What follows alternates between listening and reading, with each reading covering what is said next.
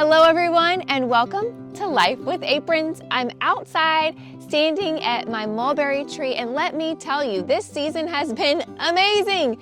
We have gotten gallons and gallons of mulberries from this tree right here, and today I want to show you one of the ways that I am using mulberries for canning. We're gonna make mulberry juice, and let me say it is delicious and it's filled with vitamin C and goodness for your body, much better than the store. Join me.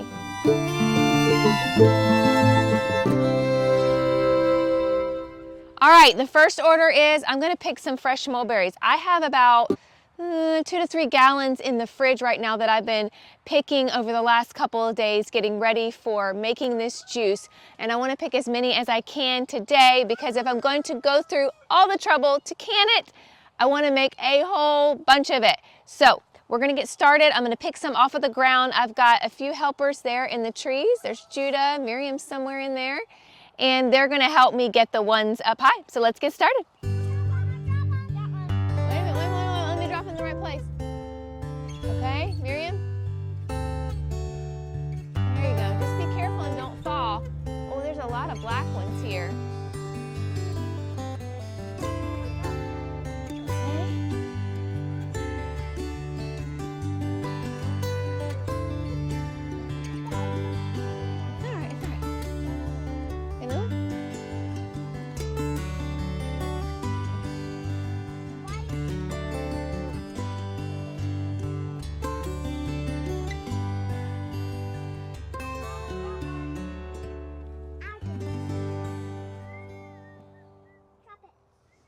Judah.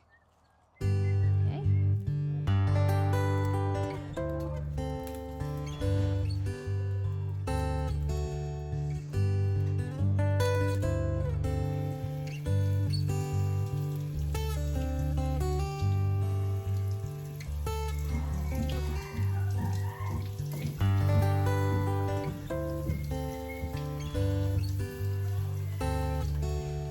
Once I'm finished washing the mulberries, just trying to get any little bugs that might have sneaked in or debris, it's time to get my supplies ready. I use a food mill to crush the berries to extract the juice. This is made by OXO. I'll put a link in the description for that. I really like it. I've had it for several years. I use it to crush my mulberries. I use it to crush my blackberries. I've used it for grapes. I've used it for my tomatoes when I want to make a sauce. So it's had a lot of uses. And you want to make sure that when you put the mulberries in there, you don't overload it. Maybe a couple cups at a time, because otherwise it's going to have a hard time crushing those berries and you'll actually end up with less juice. So just think of it as a nice free arm workout because you're going to want to go slow with this process. And after you've done one round, you're gonna wanna clean it out and save all of the stuff that's left from the mulberry and put it into a bowl, because we're gonna use that in a minute and we're gonna take it a step further and try to extract even more juice out of it.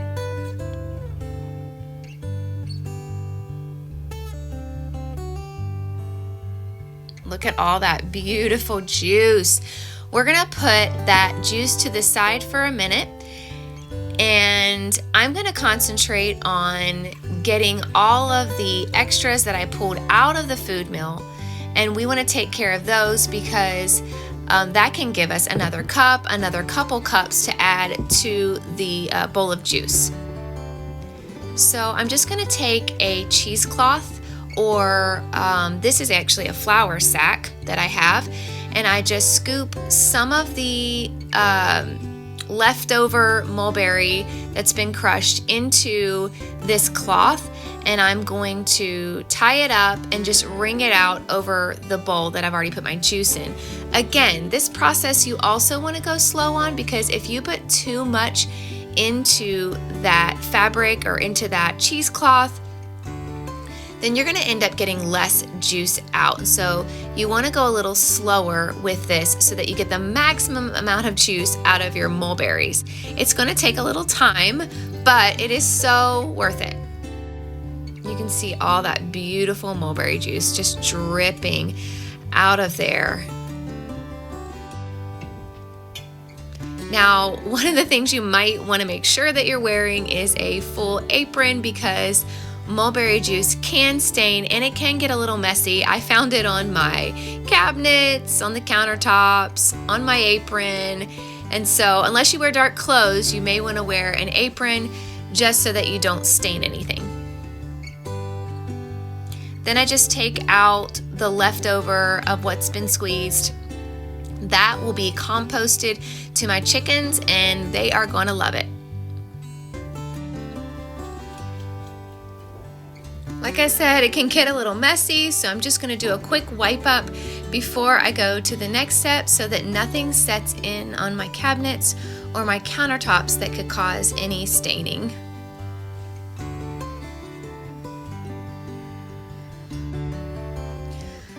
Okay, now it's time to do some canning with the juice. We're going to do our final step. I'm going to take one more step in straining this juice just to make sure I have all the debris out, but I'm getting my jars ready.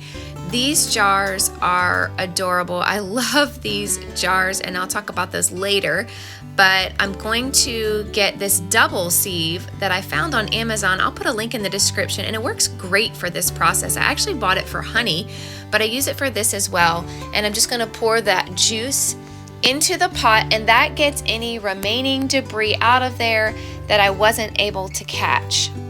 And again, I'm going to use a spatula to kind of push it down because I really just want to get every little drop of juice. If I'm going through this process, I want to make sure I get the maximum amount of juice possible. And you can see on this sieve here that I got quite a bit out of there, and that's just going to make the juice even better.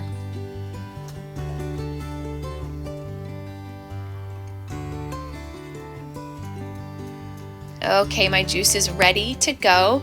It's finished straining, and now I'm just going to heat it up on the stove for a little bit. And I like to add just a little bit of honey, not much, just a little bit of honey to the pot so that it kind of takes the edge off the tartness of the mulberries. You don't have to do this, but I find that it actually just enhances the flavor of the mulberries.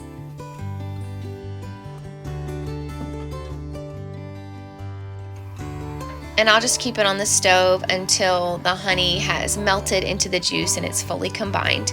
And then it's ready to go in the jars.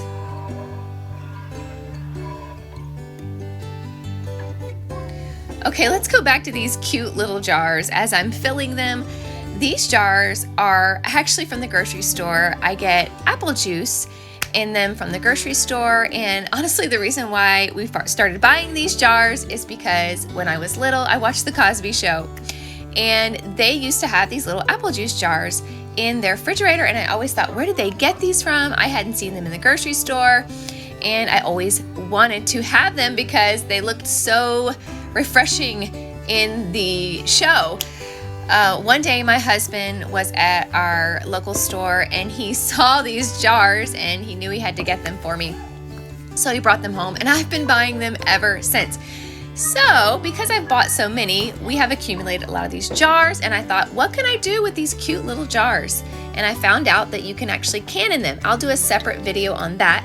But for now, I found a site that had all kinds of sizes of lids, and I found lids that fit these jars. These are actual canning lids, and they were only 14 cents a piece, which is much better than the typical ball canning jars. And they're absolutely adorable. I mean, look at that rose gold color against the mulberry. It makes me smile when I see it on the shelf, and so I love it. I'm going to put these adorable jars into a hot water bath. I like to put my jars in first before I put my water in. That way I know where to fill it. I actually watched a Mennonite woman, and she talked about how her mother and grandmother would actually not submerge the jars, but they would only bring it up to like the first lip of the seal. And I started doing that, and actually it worked out better than submerging them. And I thought, well, if they've been doing this for generations, it's got to be good. So I started doing that, and I have not had a jar yet that didn't seal. I've not had trouble with siphoning or water getting into the jars. So I am sold on that method. I've been doing it for a couple years, and that is how I can it. You're gonna want to can the mulberry juice once the water starts boiling for 5 minutes. That's really all. It doesn't take long. I think my jars are about 1.5 cups in size, or maybe a cup. So you're gonna do 5 minutes for them. Once they're finished, just be careful taking them out. It actually worked out well with my jar lifter. I wasn't sure because these are kind of a different shape than the regular ball jars, but it lifted them really well. And I just let them cool on the countertop, and then they are ready for the pantry. If you have any questions about this process, put a comment below, and I'll try to get to your questions. I hope you give it a try. I love seeing the mulberry juice on my shelf, and it's a nice treat for the kids. We pull them out for birthdays, and we might do it for a communion or something, but I love having them on my shelf. Thank you so much for watching. Like and subscribe, and stay tuned for more amazing content.